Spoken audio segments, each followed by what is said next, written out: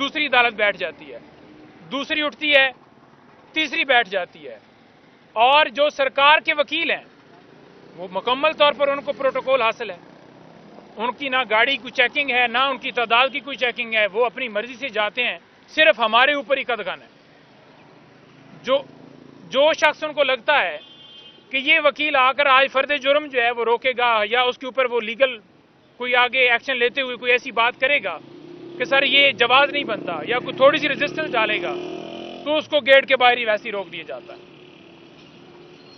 اس میں سماعت ملتوی ہوئی ہے۔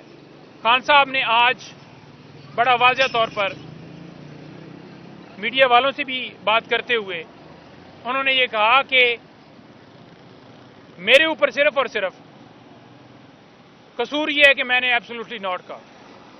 اگر آج بھی میں ہاں کر لوں، ڈیل کر لوں، تو پھر میرے اوپر کوئی کیس نہیں ہے۔ اور مجھے یہ کہا گیا کہ اگر آپ اپنے موقف سے پیچھے نہیں ہٹیں گے تو پھر آپ کے اوپر کیسز بھی بنائے جائیں گے۔ اور خان صاحب نے سائفر کیس کے حوالے سے یہ کہا کہ 2022 کے اندر مجھے کہا گیا کہ آپ کے خلاف سیکرٹ ایکٹ کے تحت کارروائی کی جائے گی، جس وقت کسی کو بھی نہیں پتا تھا۔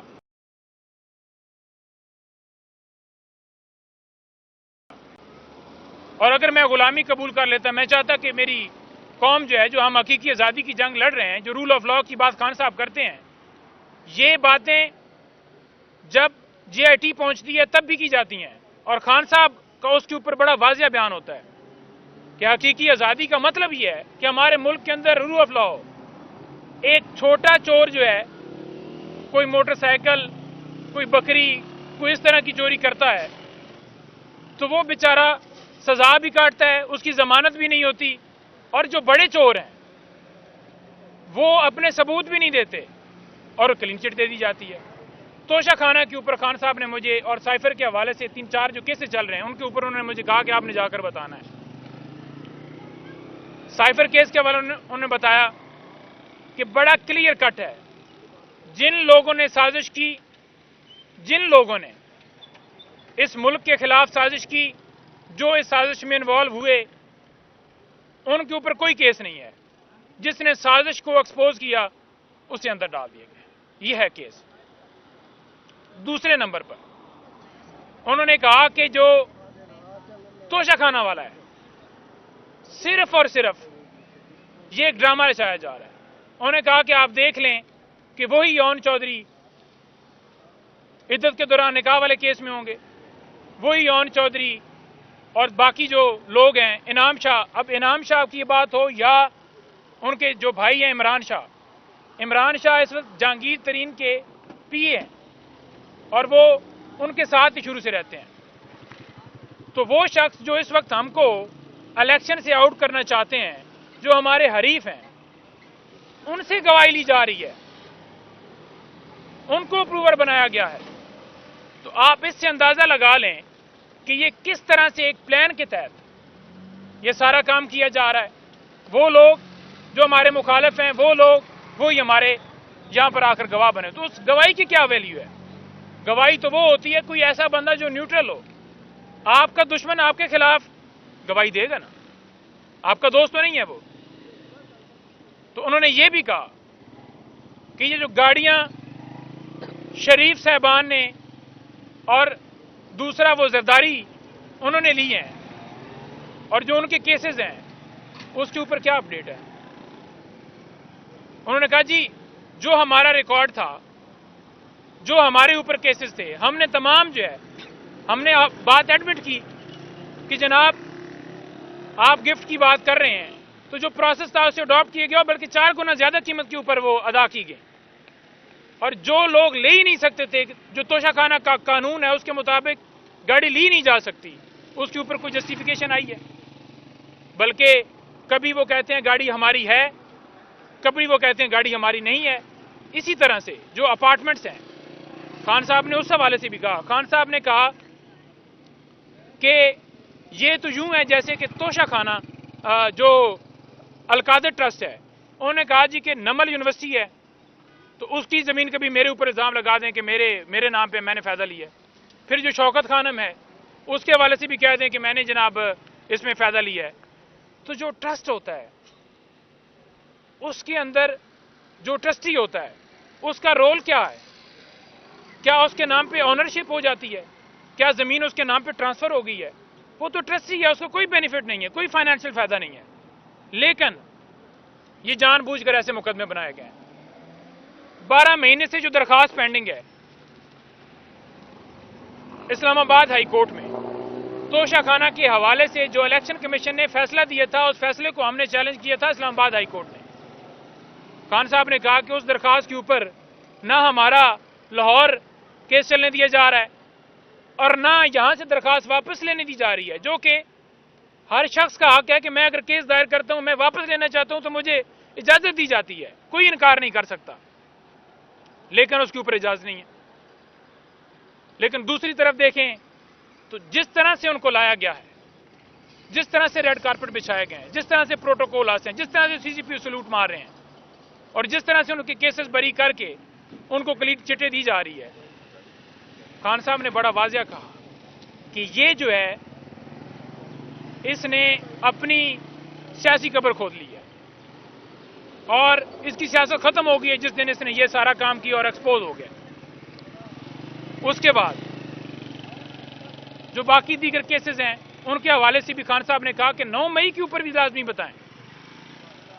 انہوں نے کہا کہ اسلام آباد ہائی کورٹ کی سی سی ٹی وی کیمرے جو ہیں، وہ ویڈیو جو تھیں، کیوں نہیں وہ ظاہر کی جا رہی، جوڈیشل کمپلیکس کی کیوں نہیں کی جا رہی.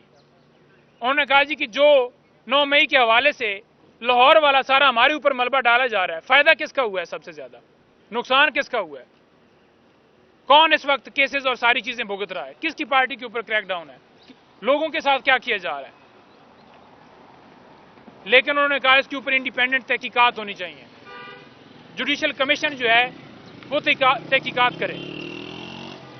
اس کے ساتھ ساتھ انہوں نے یہ بھی کہا کہ جو آج امجد نیازی صاحب،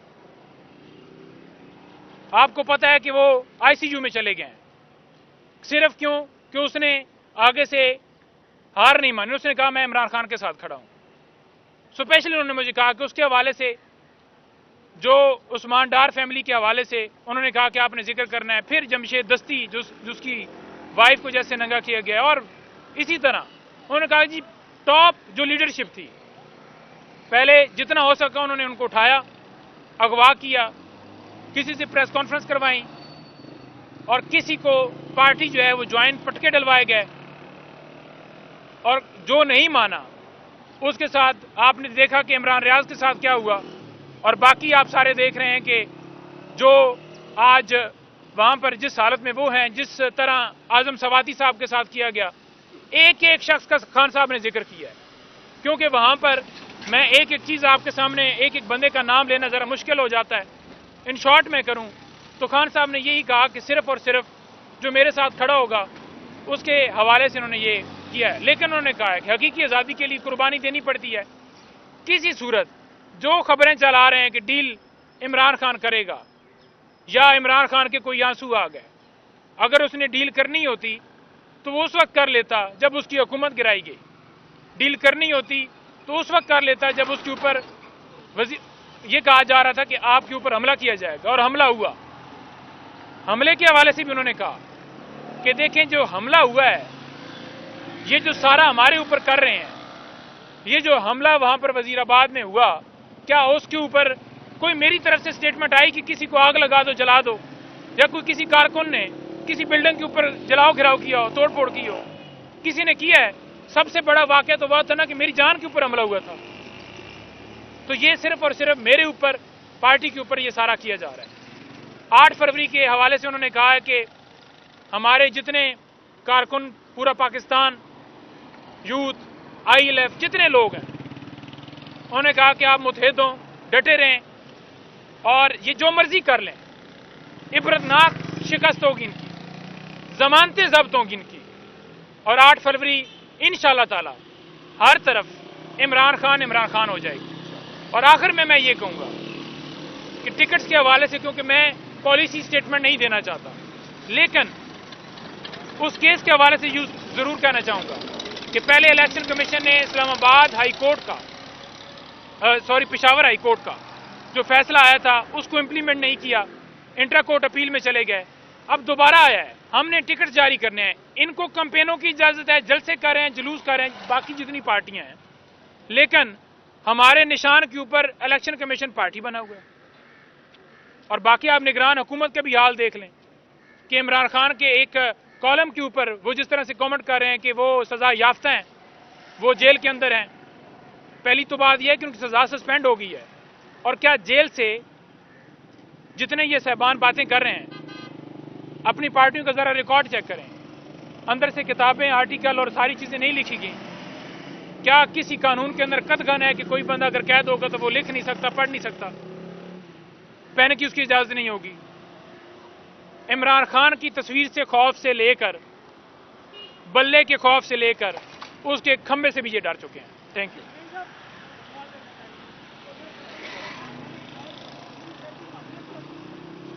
عمران خان صاحب نے تمام تفصیلات جو ہیں اس سے پہلے بھی جب کیس چل رہا تھا الیکشن کمیشن میں اس وقت بھی دی تھی، لیکن سنا نہیں گیا۔ جب ڈسٹرکٹ کورٹ میں چل رہا تھا وہاں بھی سنا نہیں گیا، گواہوں کو پیش کرنے کا موقع نہیں دیا گیا۔ چند سیکنڈز کے اندر یہ عمران خان صاحب کو سزا دے کر واٹس ایپ کے اوپر گرفتاری ڈالی گئی ہے۔